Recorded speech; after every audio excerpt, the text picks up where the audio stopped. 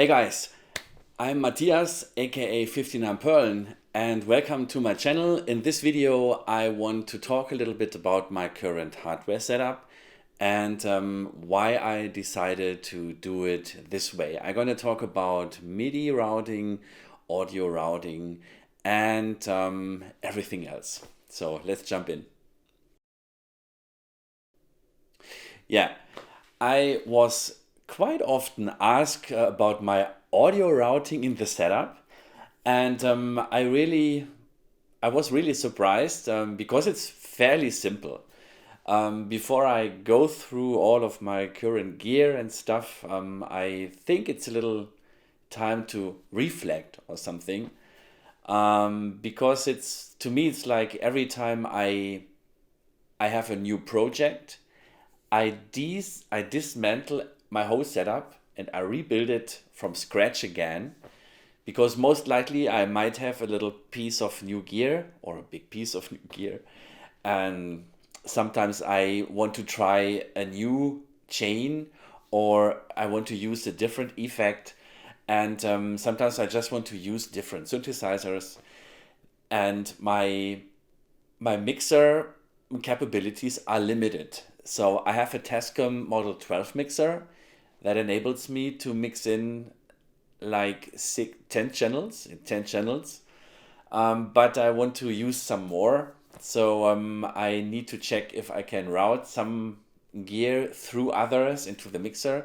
But still, I always have to take away some parts because it's just too much. And I also think it doesn't make so much sense to use all the gear I have because it will be too much. If you have seen possibly my last update where I talked about my gear and the experiences I made, you might know that I said I would never do that again with a big setup and develop a set of 1 hour with all the machines I have because it is just too much. That is why I always rethink it when I go through a phase with a project and the project is finished, like a release or a set that I was working on. I most likely reset my Digitakt to make space for new samples, and I also rebuilt the setup from scratch. Um, it is also very important for me to get the cable managed because I will show you a little picture how it looks like below my rig. The cables are horrible, and I'm pretty sure that a lot of other musicians know this. There are a lot of solutions. I watched a couple of videos. I watched how to get the cable management fixed. But I think because I'm constantly rebuilding my set, or well, not constantly, I think I do that from scratch maybe 3 or 4 times a year. But because of that, it's always changing. It's also hard to get the cable management controlled. And that is why I think for me it's important to take everything out, sort the cables, and then start from scratch. And then they might look nice for a week or so until I start to shift stuff around, and yeah, then it's a mess again. So I gave up with my desire to have a proper and clean Instagram-ish set with very ordered cables. It just doesn't work for me. But that doesn't mean it's the same for you as well. Um, but that is another reason for me. And I also, each time I start from scratch, I need to think about stuff and how that works and how the routing works and what is not going to work. And that way I learned a lot. 1 year ago, I would say, when you asked me about Midi, I was really fed up. Midi was a word on its own. I couldn't understand anything about it. But because I rebuilt my set, each time I learned a little bit more. And nowadays, I think I'm not a Midi pro, But I would say I'm intermediate now. So when I get new gear, I know how to get it into the system. I know the channels and how to send program changes and stuff like that. So this is a big advantage when you rebuild the stuff and you don't use the same every time. You get to know it, and you can adapt it easily to other needs. Because when I go for, or let's say I develop a set for a little concert, I'm not going to take all of this. I might go for 2 or 3 pieces of gear, like Digitakt, there may be a synthesizer and a sequencer. That means I only take a piece of this whole set, and take it out, because it's obviously I cannot take everything on the plane, for instance. But I know what to do, so it's pretty nice, and yeah, the fact that I learned is pretty cool. Okay, so now I want to go into detail with my setup. First, I want to explain a little bit the machines that I'm using right now.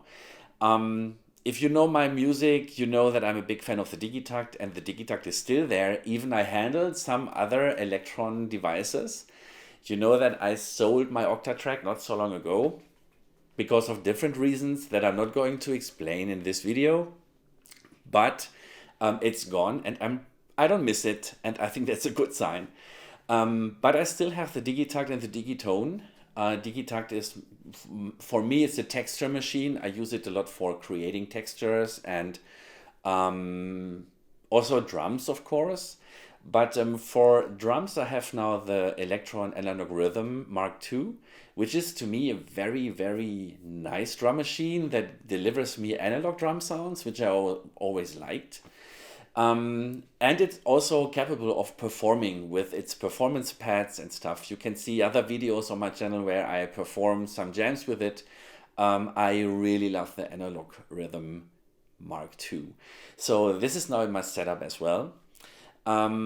These are groove boxes. I have a couple of synths, and that is the Digitone that I just mentioned.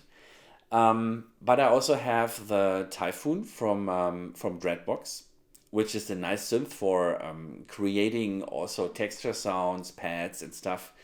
I also use the Novation Peak, which plays a big role as well, but it's a huge synthesizer and it's heavyweight. So for taking it somewhere, it might be a little bit too much. But it's still a favorite one of mine that I use for arpeggiators, lead sounds, pads, and creating atmosphere and stuff like that. Beside that, I have a sequencer, and that is a Pyramid from Squarp. And the Pyramid is a very special thing because I bought it 1.5 years ago, but I actually got frustrated because the Midi thing, as I just mentioned a couple of minutes before, the Midi thing is it was complicated for me. So I gave it a try, but I didn't understand how it works, and I put it in the drawer, and there it was for a while. But now that I understood how Midi worked and how I can incorporate my whole Midi equipment, I'm constantly using it more and more as a brain of my setup. So I'm sequencing longer sequences with it. Mostly the melodic parts are sequenced with the Squarp. And it also controls program changes on the other machines. The Electron boxes, they still use their own sequencers, but the Squarp is managing program changes, and sometimes I'm also using its LFOs to modulate parameters on the other machines, like on the Peak. It's very nice. So that is the Squarp. Then I have the mixer, as I just said. It's a Tascam Model 12, which I bought because it's capable to record straight onto the SD card, which is pretty cool. So I just record everything I do. Every little jam is recorded, and sometimes it happens that I get a very nice result and a cool jam that I want to publish somewhere, maybe on YouTube or somewhere. And then it's recorded, separate stems. I can mix it, I can polish it a little bit. That is really, really good. And also, it has a lot of features for podcasting, and it has some sound effect channels, which I currently don't use, but it's for future purposes, of course. So that is my mixer. I have a couple of controllers as well. I have an Arturia little keyboard, which I rarely use. That is why I put it down below on a little thing that I can push back when I don't use it.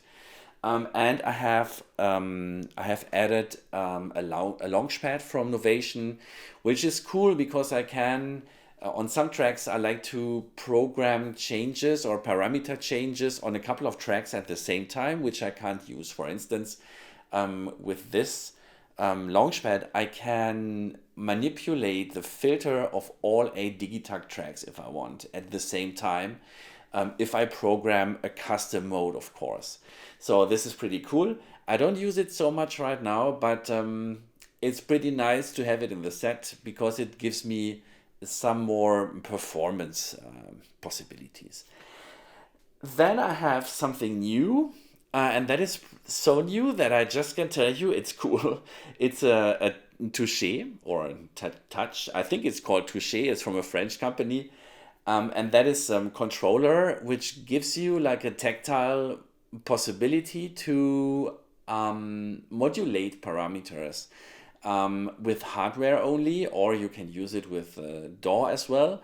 I'm currently using it, or I'm testing it with the peak. So when I push this button, it manipulates and modulates a couple of parameters of the peak at the same time, and it's super expressive. Right now, this is what I wanted to get into this whole set. I wanted something that makes it easy for me to get some expression and like some artistical touch points in my setup. And this is the thing that I'm currently adding. It's already in the set, but I have to figure out how to incorporate it exactly. And then I have some helpers in this whole set, cables of course, and I have a MIDI through box and a MIDI merge box from Kensington, I think. And they are pretty nice because it made it super easy with the Squarp to manage the MIDI data. Before, I just had a daisy chain of all of my gear, which caused a lot of problems. And now I changed it. So right now the MIDI routing is that all of the controllers, they are connected to the MIDI merge, and they merge all of their signals into one signal that is then spread to the others by the MIDI through box. And that way I can pretty easily tell the controller on which channel I want to play. And what makes it also a little cool is that the Squarp has 2 different MIDI outs. So that means I have 2 different parts of the MIDI setup. The one setup is one MIDI out of the Squarp is only controlling the analog rhythm. Each of the 12 tracks have their own dedicated MIDI track, so I can control each MIDI track separated with the Squarp. While the Digitakt is only configured with one MIDI channel, and that is used for transport on off or getting the clock and stuff. That is the big difference between those two, but that makes it a little bit more flexible for me because I have 2 separate MIDI parts in this set, and I can use more MIDI channels to control the whole setup. And with the help of the MIDI boxes, they makes it super easy for me to add more MIDI gear or this new controller. For instance, I had this Touche or Touch, let's say Touche. I just plugged it into the MIDI merge, and it instantly worked. And before I had to think about MIDI through. Some machines like the Digitone is not really pushing all the MIDI commands exactly through, or the Arturia sometimes it has a little problems with MIDI through. So I'm pretty happy about this MIDI configuration. So this is a MIDI routing. There's nothing else to say about this. Each machine has its own MIDI cable, so there are loads of MIDI cables, but it's really worth it. The audio routing is, in my opinion, it's also pretty simple, but I used a couple of tricks to get more machines than I could actually connect to the interface of the Tascam. The Tascam has two stereo inputs and six mono inputs, which is like additional three stereo inputs. So I can connect five machines to it. But if you counted my list of gear, I have more in the setup. So I'm using one stereo channel for the Peak. I'm using one channel for the Typhoon, which is already four. I'm using one stereo input for the analog rhythm, that is six. I'm using one for the digitone and one for the digitakt. And what is special about this is that I have a compressor running. So the compressor is something that I added to get a little more pumping sidechain into some parts of the melodic things in my songs. And that is why I also bought the analog 4, because with the analog rhythm, I can use separate outputs, for instance, the kick output, to sidechain material that is coming from other synthesizers. And I'm doing it that way, that the peak is routed into the digitone, and then the digitone is routed into the compressor pedal, which is from Empress, which is a very cool compressor pedal. And the sidechain signal comes from the analog rhythm bass kick track, and that way I can get a pumping sidechaining effect on those two synths, but they are mono only. That is a little downside of this. Right now I'm okay with it. I have enough other machines in the set that enables a stereo field, so I can cover that these are only mono, but the effect of compression is pretty cool. And yeah, that is a little specialty on my current audio routing. I have currently no inserts in that I'm using, or send effects that I could add to the Tascam. You see that there is a Big Sky pedal. Sometimes I add it to separate synthesizers. Right now I don't have it connected. It's just there because I like it. But the Peak has a very nice reverb, so I don't need it for that. And the Typhoon has a very nice reverb section as well. So I'm not sure where I'm going to use it, but it's still there. And there is a second slot, if you noticed, for a second pedal, which I sometimes like to change. So I have a couple of other pedals in my closet, which I sometimes change. So this is the audio routing. And yeah, I think that is all for now. This is my current setup. And yeah, I'm currently working on new projects, and I just adjusted this whole thing, the rig, and yeah, let's see where it leads to. I have some plans for new projects, and I have also plans for adding another synth to the setup, which I'm not going to tell you right now. But yeah, I'm going to have some performances later this year. There will be a performance that will be pretty new to me.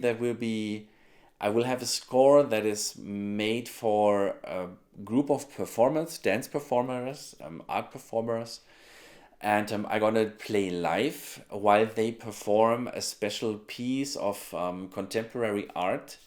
That will be super nice, and I'm looking forward to that. And to that, I'm currently creating a little set which I'm going to use, and I'm also working on some collaboration. So I hope that video was helpful for you. If you have questions, leave comments in the section below. And if you want to know more about my music, you can go to my website, that's www.59perlen.com, or leave your comments below. And don't forget to sign up and subscribe to my channel to get informed when a new video is uploaded. And yes, I hope we see us soon. And I hope it was a helpful video, guys. See you soon.